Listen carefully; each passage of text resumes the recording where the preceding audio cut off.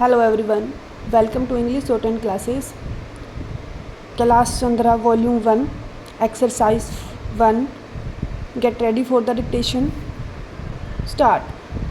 Now, Sir, Honorable Members will recall that the bill was introduced in the House of the People on the 2nd September 1953.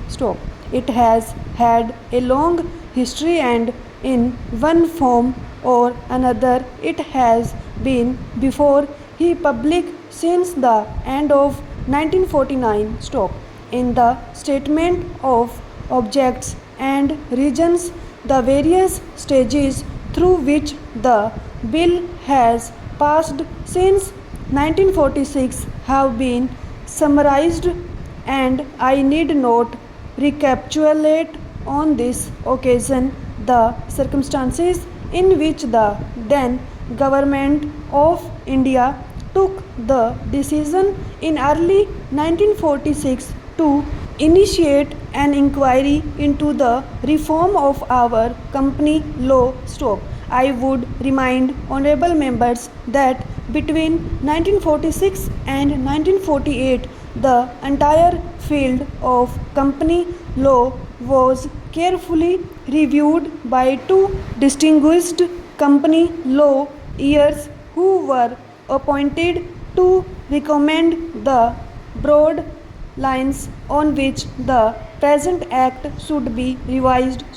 Their recommendations were examined in the then Ministry of Commerce, and certain tentative departmental views which emerged were circulated in a comprehensive memorandum to all recognized trade and industrial associations, bar associations, the high courts, and the state governments.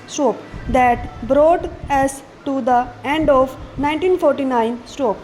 Many representations on this memorandum were duly received from chambers of commerce, trade and industrial associations, state governments, and the general public.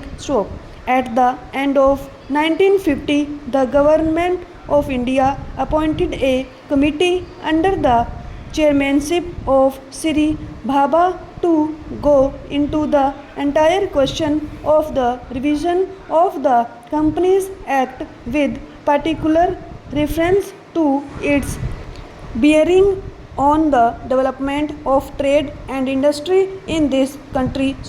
This committee examined a large number of witnesses in many parts of the country and submitted its report in March 1952.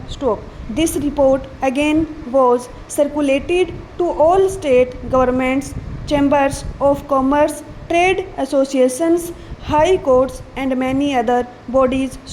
At the same time, a special officer was appointed in the Department of Economic Affairs, Ministry of Finance, to examine the report in the light of the views received from the interested public and to submit proposals to government for the revision of the present act.